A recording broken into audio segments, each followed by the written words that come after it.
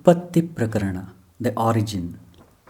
Chapter 4, the story of Aindavas.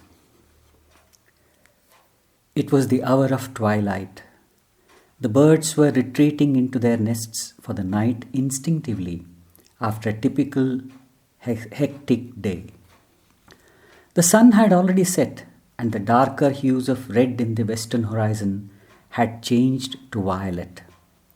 The pioneers in the form of the first stars had made their appearance. Then the cosmic canopy assumed a dark, velvety, bluish hue in preparation for the multitude of twinkling miracles.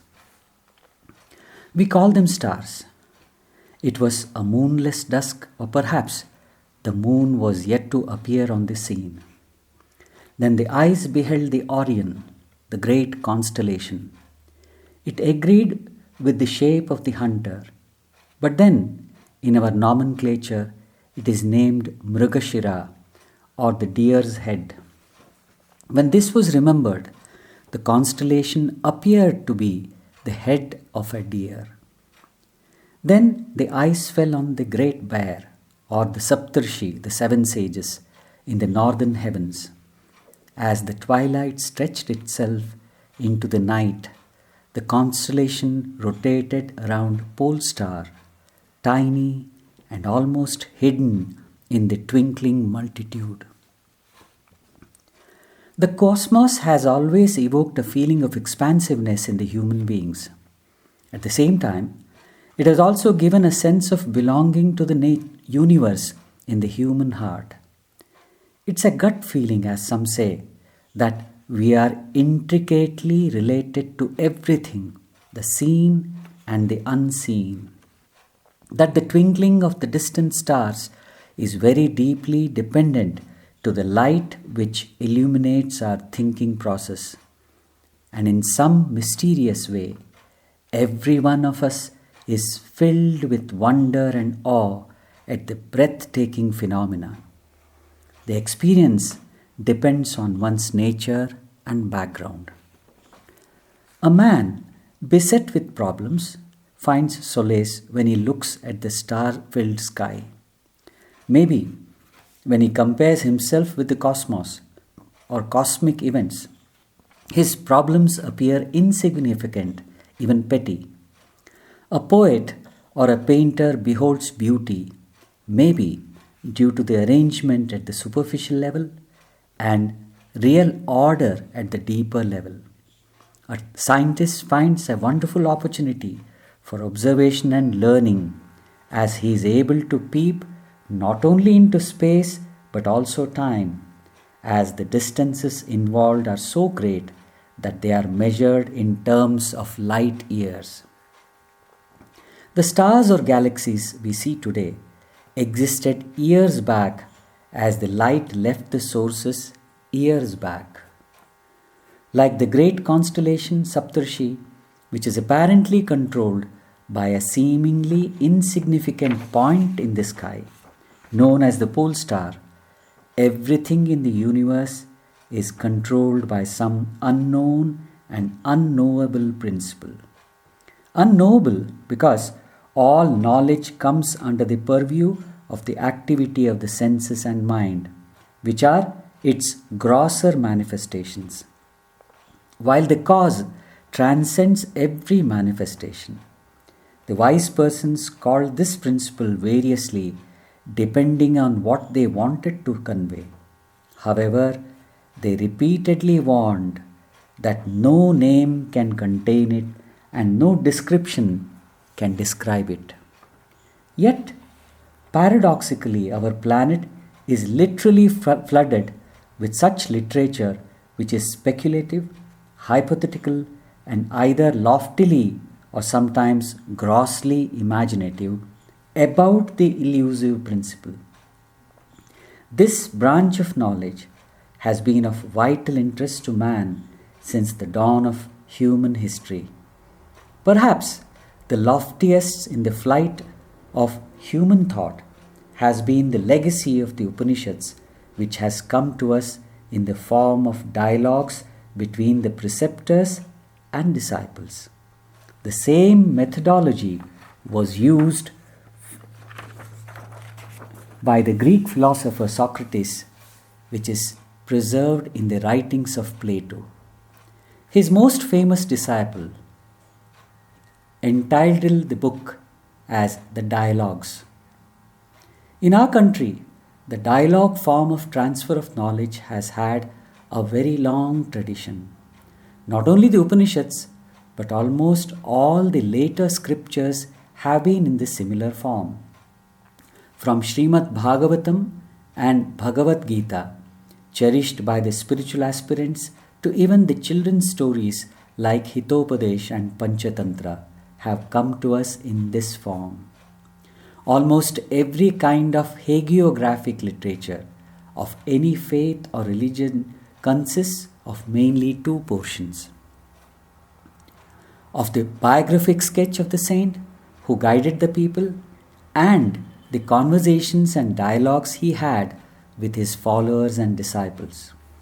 The life sketch gives inspiration to those who have not had the privilege of being with the saint, while the conversations and dialogues clarify the doubts of the aspirants. A seeker will do well to remember that these scriptures were dialogues, very different from discussions and arguments. In a dialogue, there is a communion between persons in which there is a genuine transfer of not only theoretical knowledge, but more so the experience at a deeper level of consciousness. A discussion or an argument is only at the intellectual level, which may be accompanied by comparison and the spirit of competition. Moreover, when these dialogues are remembered by the persons involved in them, or by the seekers who take them up for Swadhyaya at a future date, they are of a very great help. The Gospel of Sri Ramakrishna, recorded by Mahendranath Gupta, who humbly called himself as M, has guided many an aspirant during all phases of the spiritual journey. The book started only in the form of a diary meant exclusively for the author's individual reference and need. M was a teacher and could visit Sri Ramakrishna only on Saturdays, Sundays, or holidays. He used to relive those precious moments with the Master by going through the entries in the diary. From the biographical details available, we understand that while blessing the listeners with his rich learning and experience under the Master, M would get transported to the very presence of the Master and relive the experiences, transcending space and time. Till date, if one reads the book, one can experience something more elevating than the common, day-to-day, mundane happiness. And if one follows and makes the teachings a part of one's life, then one starts feeling the divine even in the mundane life. The Swadhyaya of a scripture like Yoga Vasishta can really benefit only such a person who goes beyond the limited words and word wars and tries to feel the suggestive hints therein. For the words only try to clothe the experiences which transcend expression. There is an unrecorded incident on the greatness of Sri Aurobindo's epic poem Savitri. A professor who had been considered as an authority on Sri Aurobindo's literature was visited by a man seemingly very ordinary in his appearance. When the professor inquired into the purpose of the visit, the man expressed his inability to read the epic. Fond of listening to one's own voice as professors usually are, he did not allow the man to continue. Instead, he started describing the terseness of the saint's language. After a while again, the man said that was not the case, but he had difficulty in reading it. Once again, the professor said that he was not at all surprised as everyone could not have access to Sri Aurobindo's writings. But again the man said, in an appealing tone, that he was unable to read as he could not see the words anymore. Instead, a very quiescent blue light emanated from the book, ushering in a feeling of calmness and peace. It is said that the professor was humbled and he fell at the feet of the visitor. The professor said respectfully that the saint had mentioned that each word represents and has been filled with supra-consciousness that can be experienced only by the pure and the innocent. The necessity of innocence is being repeated as the contemporary system of education mostly stresses the intellectual development at the cost of other higher faculties like sensitivity and intuition. Perhaps this has been one of the main reasons why the deeper teachings were lost in the mire of hair-splitting arguments of the Pandits, which incidentally are beyond the reach of a common man or even a sincere seeker. Typically, there are two tendencies in human beings. The first has been called as the pravritti, the tendency for involvement.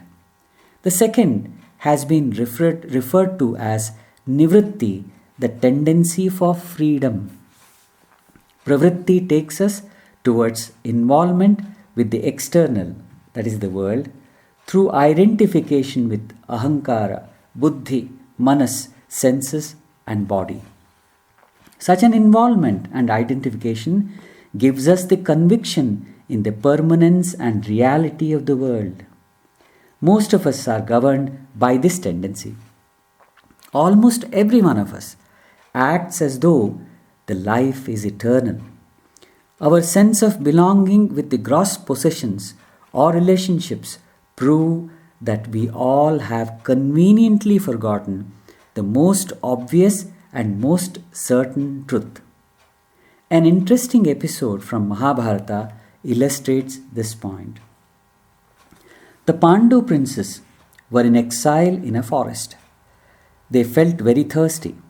Sahadeva, the youngest of the 5 brothers, was sent to fetch water.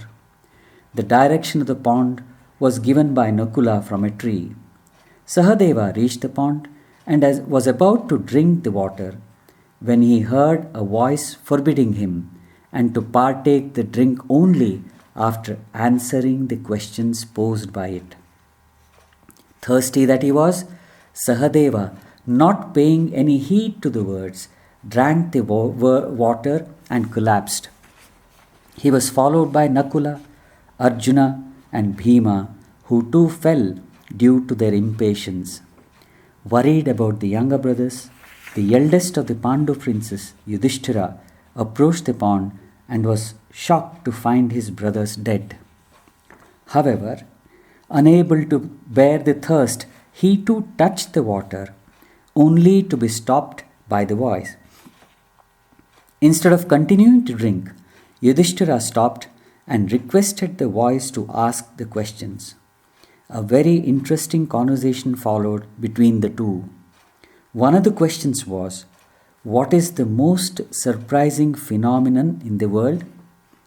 Yudhishthira's reply was, "Man sees death every moment, and yet he acts as though he is immortal." Man clings to everything, from body and sensation to ahankara, the I-ness, which happens to be the subtlest of the manifestations. This tendency to cling has been called as pravritti lakshana. Most of us fall into this category. There is another tendency which is opposed to this, that is the nivritti lakshana. Nivritti lakshana dawns on those fortunate few who have seen through the temporal nature of the world as most of us understand the world. The 3 stories in the episode under discussion, the Utpatti Prakarana, hint at the fact that the world as we perceive it through the senses and the mind is only a manifestation of the ultimate reality which transcends all its manifestations. The transcendental reality cannot be perceived by the senses or conceived by the mind. Sage Vashishta suggests through this story of Aindavas or sons of Indu, the moon, that the world is made to appear as eternal and real through the desire. One gets liberated when one frees oneself from the snares of the multiplicity creating desires. And that the process of creation of multiplicity is so subtle that it is not known even to the Creator. Once, Lord Brahma, the Creator, rose at the dawn of his day, refreshed by the sleep during his night, during which all creation merges into one fountainhead. He surveyed the Akasha before taking up the act of creation. The Akasha started pervading everywhere through his mind. Simultaneously, it began to fill with all kinds of creations. Unable to restrain his awe at the mystery of creation, Brahma summoned one of the innumerable suns in the cosmos, wanting to know the author of the creation. The sun was surprised at the ignorance of the Creator and said that he could explain it only through a story. In a place called Suvarnatala, in the island of Jambu, near Mount Kailasa, there lived a descendant of sage Kashyapa, a noble Brahmin named Indu. He, along with his wife, resorted to propitiate Paramashiva, for they did not have any offspring. Both performed arduous penance, tasting only water and remaining motionless most of the time. Pleased with their devotion, Mahadeva, the great god, appeared and offered them a boon. They were blessed with 10 sons and were freed from all pain. In course of time, the parents died. The thought of performing penance crossed the minds of the 10 sons, and they retired to Mount Kailasa. They also pondered what they hoped to achieve through the penance. At first, they thought of becoming leaders of men, but realized that it was too insignificant. Even the thought of becoming emperors seemed to be paltry. So, finally, they decided to become Brahmas, the creators. They engaged themselves in deep meditation and willed themselves into becoming what they intended. That was how the 10 lokas were created. And the 10 kinds of creations were generated by these 10 personages in their psychic akashas. The sun submitted to Brahma that out of the 10 suns he was one. Having said this, the sun disappeared from the sight. The story illustrates certain subtle processes symbolically. The creative faculty in us, responsible for the outward manifestation, is one and all-pervading consciousness which is being referred to as Brahma, the Creator. Every process in the perceptible universe is cyclic in its nature. That is, day and night, seasons, rest and activity, and so on. One of the deepest fears troubling us is the fear of being lonely, which is very obvious from our own experience. All our activity is to dispel the loneliness from our mind. But after this fear and the consequent struggle, we discover that amidst the company we have sought so desperately, we would like to be alone. It's an altogether different thing that we have mastered the art of wearing masks. This conflict, however, throws some light on this phenomenon. Most, if not all of us, have a mistaken notion that life is synonymous with activity and death with non-activity. Paradoxically, we are aware that rest and activity are only obverse and reverse of the coin we call life. One without the other is not only unhealthy but even unimaginable. If we are obsessed with either activity or rest, we can definitely say that there is something seriously wrong. Seeking company is synonymous with activity, and wanting to be alone is like needing rest. But our wrong notion of life and death makes us afraid of loneliness. None of us is scared to sleep, though it is temporary death. This story hints that even the cosmic creation and the dissolution is cyclic like activity and rest. Next reason, and perhaps a stronger one, is that while we are alone, our inner weaknesses, desires, and obsessions do not allow us to rest. The most common ailment of our time is insomnia. Psyche, which is the huge factory of desires, suspicions, anxiety, and worry, is running around the clock. And the most unfortunate thing is that it is totally automatic and it seems that there is no one to control it. Consequently, we use tranquilizers, alcohol in our desperation, which can offer only temporary relief, while there are others who resort to work as a means to escape. Such persons have been called workaholics. In seeking such shallow and myopic alternatives, we only succeed in getting diversions from our inner problems. If only we peep within, we are bound to find that we are goaded towards activity by this mood of avoidance, may it be our learning, occupation, recreation, or even the so called service to our fellow beings. The second hint this story offers us is that unless the mind is totally quietened, the thoughts are very much there even during the period of rest. They exist in seed form to sprout into fully grown trees immediately on waking up. This is very obvious from our daily experience. Brahma, not being aware of his own creation, signifies this fact. The greatest tragedy in our life is that most of our problems are self-created. But we have forgotten that we are the authors of our own life histories, due to which we suffer and suffer needlessly.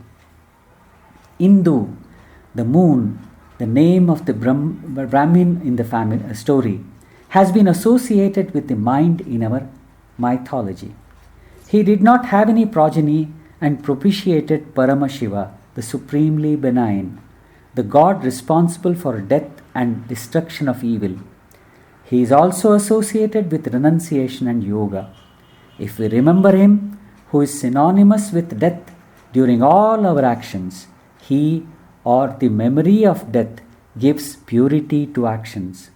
Another very important practical hint given here is that the couple did the tapas by remaining motionless most of the time. This means that the mind has to become totally silent, which is its motionlessness, to have the experience of Paramashiva. The 10 sons so obtained are capable and noble. The 10 sons may also refer to the 10 instruments, 5 jnanendriyas, the organs of knowledge, ears, skin, eyes, nose and the tongue, and 5 karmendriyas, the organs of action, speech, hands, legs, the organs of excretion and generation. Acharya Shankara enumerates them in his Viveka Chudamani. Buddhindriyani shravanam tvagakshi ghranam cha jihva vishayaya bodhanat. Vakpanipada gudamapyutastaha karmendriyani pravanena karmasu. The ears, skin, eyes, nose and tongue are organs of knowledge, for they help us gain knowledge of objects Vishayas or stimuli.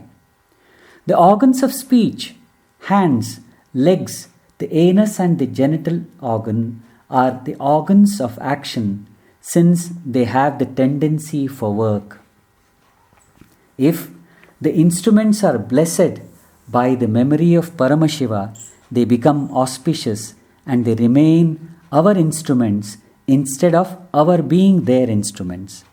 Then they have tapas, penance, or the right effort as the guiding principle, which alone helps them to negate all the temporal goals and seek the eternal. Developing that awareness, which makes it clear that whatever is perceived or experienced is only a creation of the mind, and seeking the origin of the mind, that is I, is a necessary step towards the real evolution, is another important lesson we learn from the present story. Paramahamsa Sri Ramakrishna used to say that we should get acquainted with the Creator before getting enamored by the creation, because the creation is so captivating that we invariably forget the Creator. Maharshi Sri Ramana used to give the master key for solving all problems of life by suggesting that before one gets disturbed by any situation or problem, one must ask who is it that is getting disturbed.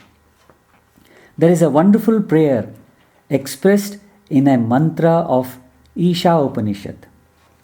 Hiranmayena patrena satyasyapi hitam mukham tattvam pushanna pavranu satya dharmaya drishtaye. The face of the truth is covered with a golden orb. O nourisher, the guardian of travelers, uncover the orb for me so that I, an aspirant of truth, may behold the truth. The creation is so blinding that almost all of us are unable to behold the Creator. We have involved ourselves in the self-hypnosis through the notion that it is difficult and that we cannot possibly experience the truth. The only course open to us is to develop a strong faith in ourselves that if others could do it, we too can. We should also remind ourselves constantly that whatever is perceived through the senses and mind need not be the absolute truth. As and when this dependency on our senses and the conviction on the reality of the world experienced by the senses or conceived by the mind reduces, the golden orb or the glamour starts waning and non-dual reality starts waxing. The star-filled sky has always been an object of fascination for the mankind. It has consolation for the man afflicted with worry, tension and misery. It has inspiration for the poet and artist. It has an inexhaustible source of information for the scientist. It has mystery and awe for a deeply sensitive person. There is a relationship, an imperceptible and definite bond which links the experiencer with the universe. This truth dawns on him when he looks at the stars and the star systems. He can realize that he is not only an integral part of it, but that he too has a definite role, no matter how insignificant, to play in it. Only he has to look beyond the obvious. He has to discover the vibration of the universe and vibrate with it.